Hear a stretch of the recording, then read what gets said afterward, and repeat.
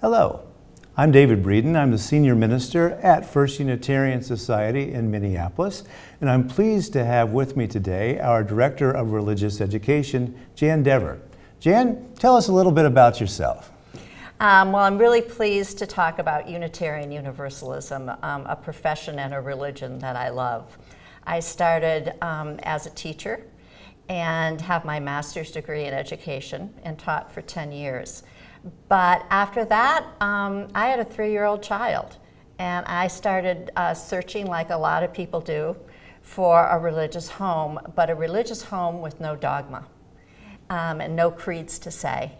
And I did a lot of church shopping, and I found Unitarian Universalism, and it was the greatest aha moment of my life. And I see that so much with people who come in our doors, like, aha, where have you been all my life? So I started being more involved in my church, became a director of religious education. I've been doing it now for 23 years. It's just a wonderful combination of working with children and curriculum and adults in a liberal religious faith that I love. So it's really become my passion. That's one of the things I've noticed about people who come to Unitarian Universalist congregations. Very often they are a couple of mixed religious background, or perhaps they have never been raised in any kind of religious tradition. They have kids, they want to have some kind of religious education in their kids' lives, but they don't want that dogma. They don't want the this is the way kind of thing going on. Well, I find that there's several kinds of people. There are people who actually have been raised Unitarian Universalists and are looking for us, although that's a very small percentage. Mostly they're people who have had really good religious experiences, like I did growing up. But they do not want the dogma for their children. They want more of a free thinking, what I call a theological literacy for their children. And so they come to us because they know they'll get that. Some people come to us, Unitarian Universalism, because they've been scarred by their religious upbringing. Bad things happen to them and they want no part. But they do feel like they want to be part of a community that talks about values, how to raise their kids. Again, the religious literacy part of it. I mean, you can't live in this world without having religion be brought up as a topic.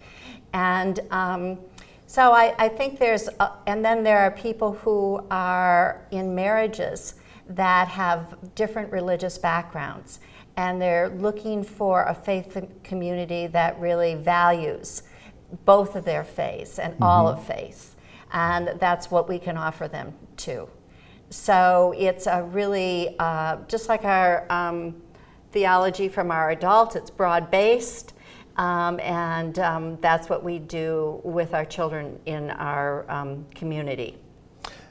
Well, I went to Sunday school as a kid, and we called it Sunday school, and that's one of the differences I see immediately is that Unitarian Universalists don't tend to call it Sunday school. It's religious education. But my Sunday school involved memorizing Bible verses, for example, learning the stories, Noah and the Ark, but it was very specifically biblical based with a very specific point of view. How does Unitarian Universalist religious education differ from that? Well, I think it differs mostly because it's broader than just the Christian and Hebrew Bible studies that you and I maybe went to Sunday school with. But religious Sunday school has morphed into religious education, which is now morphed into religious explorers in our community.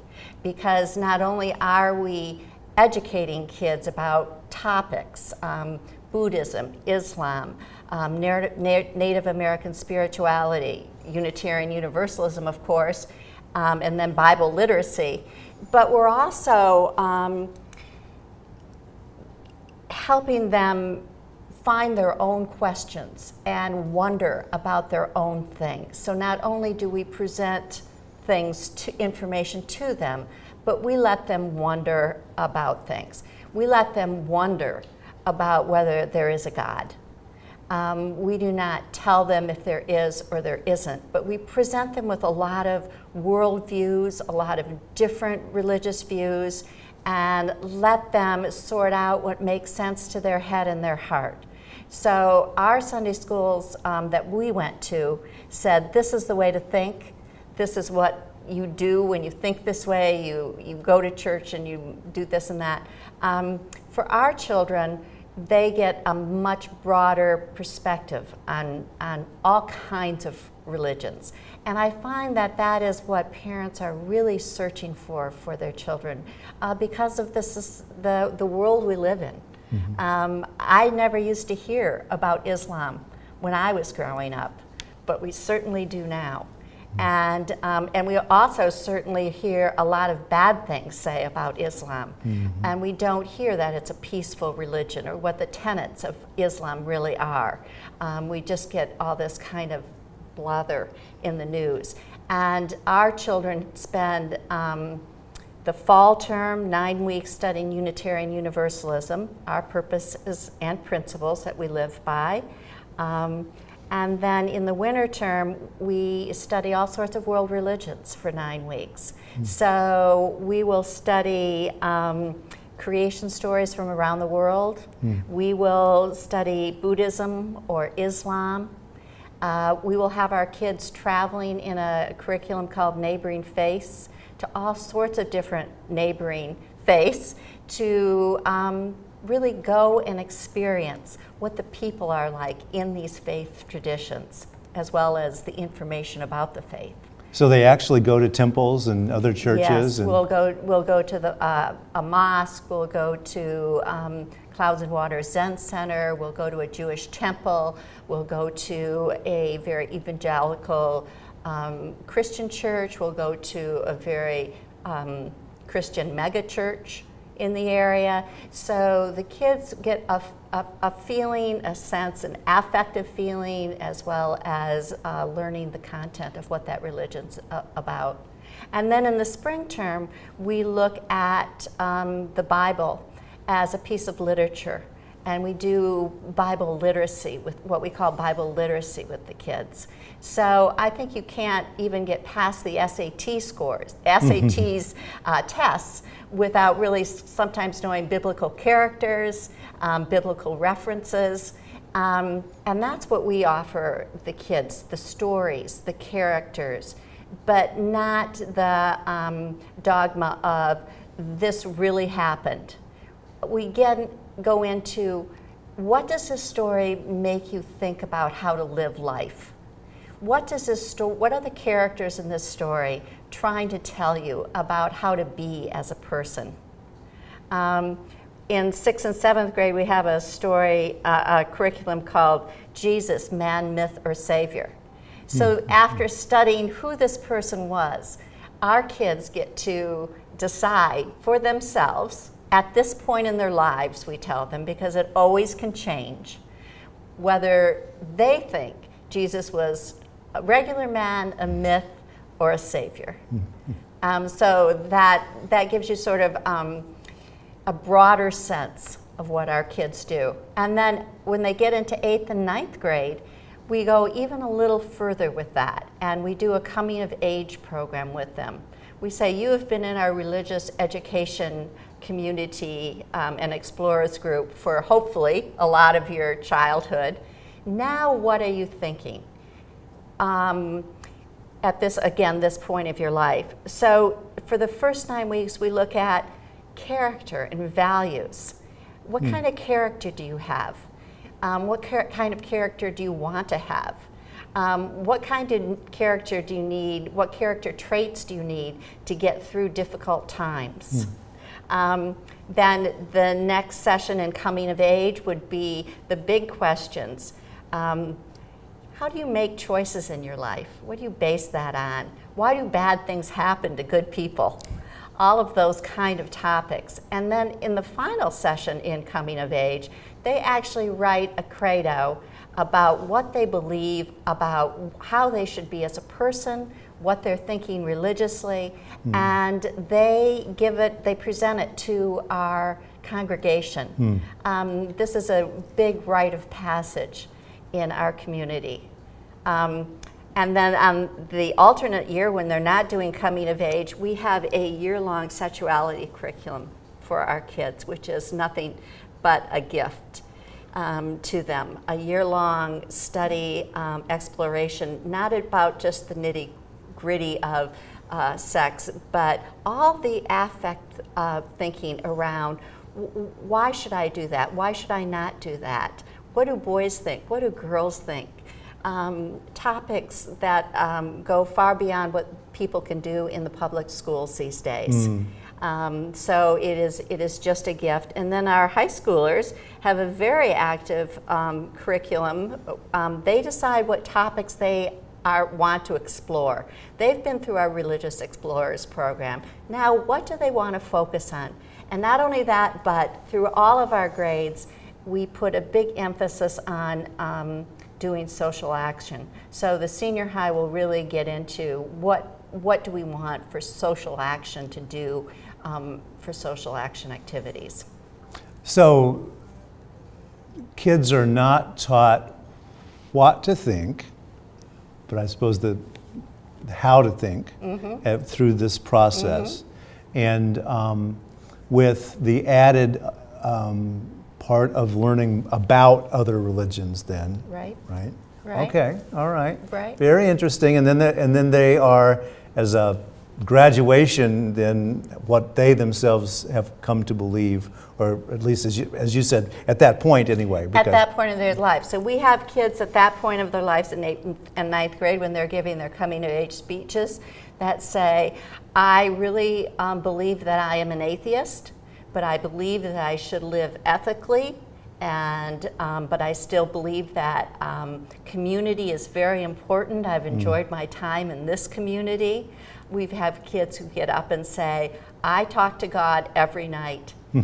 God helps me decide my decisions. And that's the range. And our kids are comfortable in our community saying those things because they have been thoughtful and very careful about their thinking about it.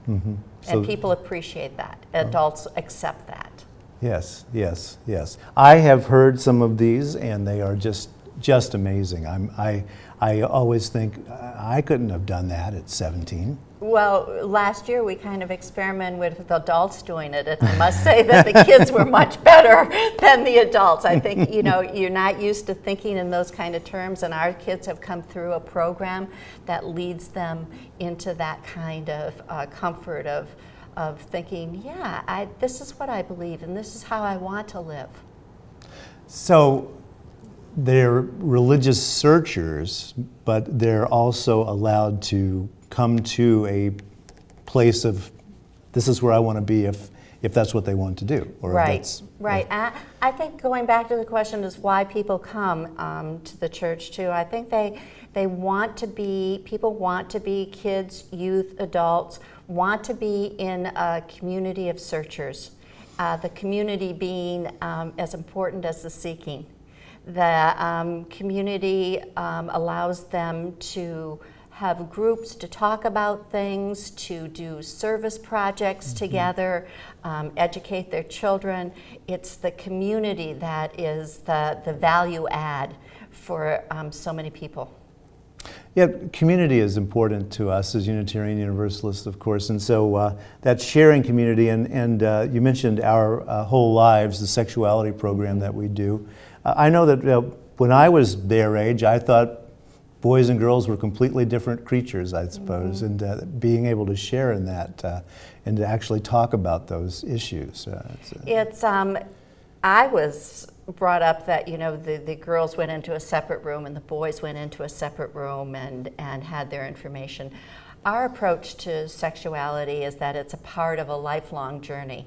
Our program not only focuses on junior high, but we have a kindergarten and first grade, a second and third, a fourth and fifth, the junior high curriculum, the senior highs will go through this, and there's an adult curriculum. So you can see that we think that sexuality is just an arc, part of life.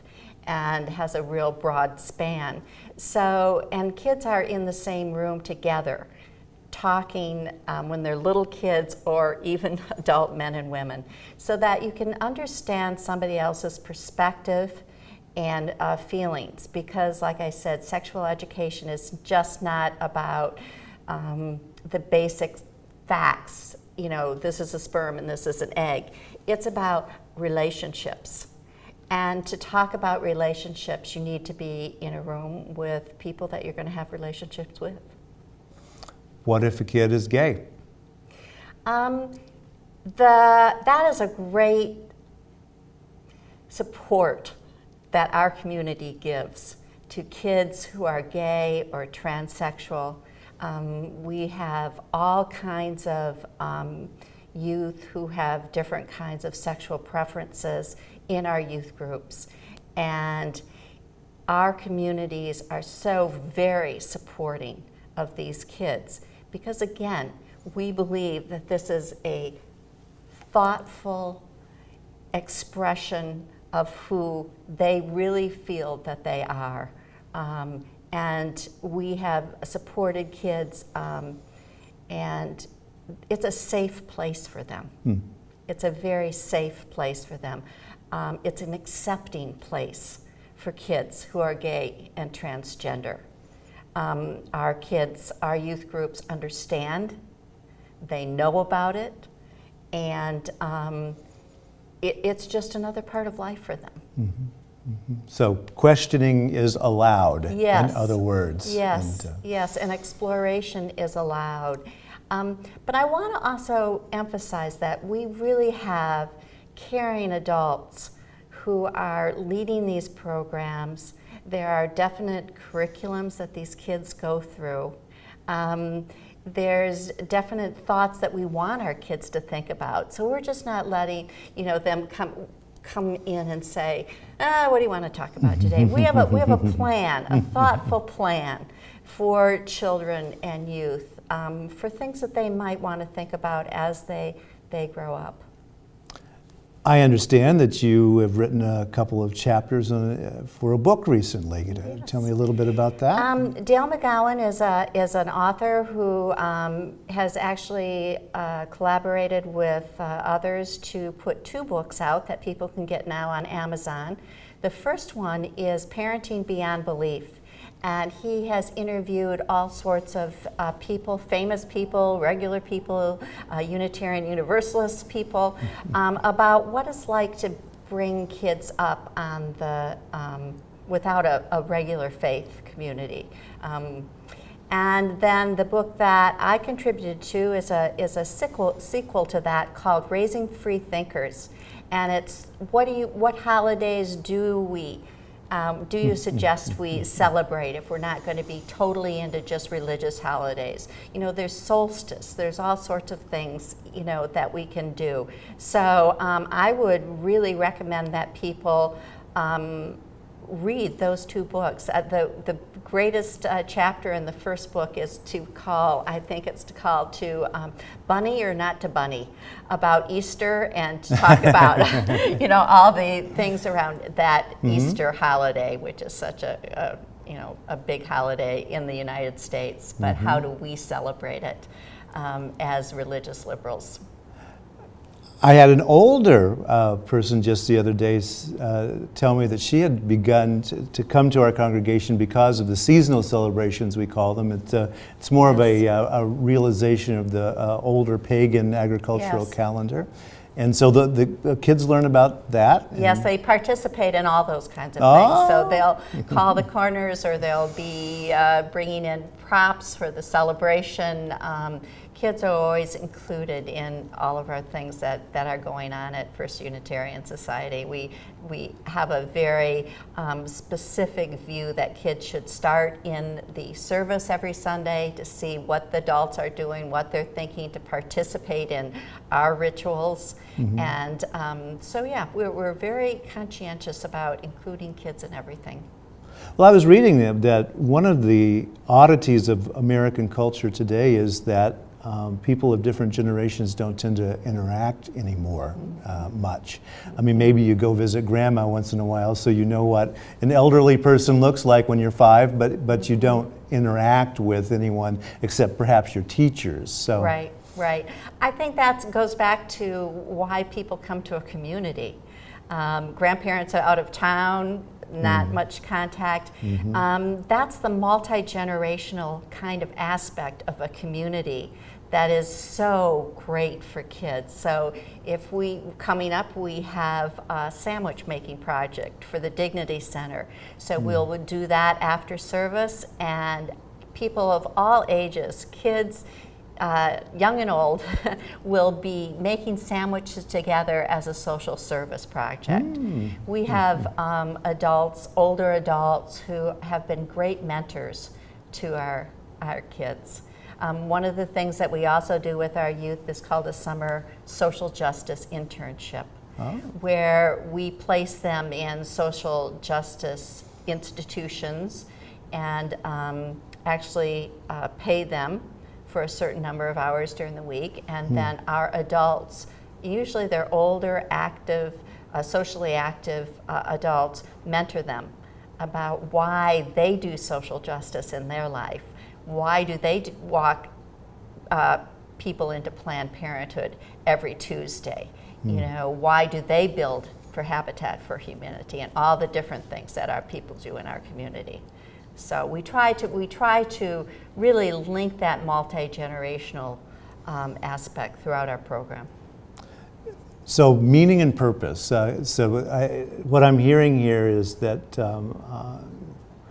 Unitarian Universalist religious education leans on or emphasizes the idea of leading a meaningful life. Yes. Without this is the way to do that. Yes, that's really true. That's what we want to ground our thinking in reason, in ethical values, and I think I loved it when my daughter called from college the first couple of weeks, and she goes, "What's all this guilt everybody's talking about in their religion? You know, I've been asking questions my whole life. You know, why is everybody feeling guilty about sort of branching out and looking at other people and how they believe and how they live their life? I've been doing it always." And I think that's another great story is when a couple of teachers in elementary school came to our church, and of course we asked them, "Why have you come? How did you hear about us?" And they said, "We asked our kids in our classrooms who actually know something about different religions and could talk about it, where they went to church school, and we're bringing our kids here now because we want our kids to have that kind of liberal religious education." Oh, that's great. So you've been in the business long enough to see people grow up in this way, and you've seen the actual results of. That's very true. I've watched them from babies now all the way through into college and beyond college. And it's so wonderful to be with these kids as they make life choices. I've been to kids who are doing Service for America, Teach for America, kids who have worked with Ibu Patel on interfaith outreach, kids who have made wonderful choices for life partners, gone to weddings where they want to create their own vows. And that's so typical of a UU kid. This is what we want to say about marriage. This is how we want to have this relationship go. It's been a wonderful journey to see them come as babies and grow up. You know, I found a great quote the other day when I was looking around Pythagoras, of all people, who said, "Educate the children, and it won't be necessary to punish the adults." Amen. I think you'll find that is always the case, isn't it? That if you educate the children, I mean, if we look at the world today, how much better the world would be if we could only get all children educated, and educated in a way that they had respect for others. Personal differesences, religious differences, all of that kind of thing. The world would be a better place. All right, say that I'm, maybe watching television and just discovering this. So I'm interested in maybe stopping by, but of course I'm a little nervous about walking in the door of that big building. What's going to happen when I show up on a Sunday morning and bring my kid along? Well, you'll come in and usually you'll see me because I'm kind of all over on Sunday. So kids will be greeted, families will be greeted, and you come into service, everyone, for the first 15 minutes. And so it's sort of nice to know that you can come and do something as a family. You're not going to be separated right away. That's a very comfortable feeling. And then after 15 minutes, the kids are dismissed from our service and meet their group leaders. And parents can go with their children and sit in the groups forever if they want to. I mean, whatever makes the adult and the child or youth comfortable is what we do. And then we ask that after 3 visits to just give some simple information so that I can put things on the email list. And by that time, probably our membership person will have talked to them about what the program is, not only for children, but for adults at our community. Okay, and so my kid is going to come back and we'll be out eating Sunday lunch, brunch, and what is he or she going to tell me about that morning then? What's the experience that you hope, anyway, that this young person then... Well, lots of times kids won't say a thing. Oh, okay, well... We all know that as parents. Yep, but what we would hope to have them say, and what kids find, is that they experience a really friendly bunch of kids. Okay. That's the first thing. They want to be comfortable in their classroom, and they find it interesting what they're talking about. And so they find it interesting, and then they find the projects that they're doing creative. So I have definitely had families who have come back to First Unitarian Society and said, the kids are bringing us here because they have felt a community that they want to be at. I was noticing the other day when I was walking around one of the classrooms that there was a poster on the wall that said, no bullying, and then that was crossed out, and it said, be nice. And I thought, okay, well that kind of gets at it, that's the positive on that one. We like to frame our rules of working with people in the positive. But we really do. Bullying has become a huge issue in our society, and I was just looking at a curriculum now called Celebrating Differences. And nice. That, I have put into that a whole theme on bullying. Okay. And what to do about bullies, what people feel when they are bullied. Okay. And so, but we do have to establish rules in our classroom to live by, but we do try to put them in the positive. So I just see some kids saying no bullying, and the teacher would say, well, how do we say that positively? Yep. And coming around to, well, just be nice to each other would really work. Well, we need to mention that in a few places in the world. Yeah, just right. Be nice. Just be nice. Jan, it has been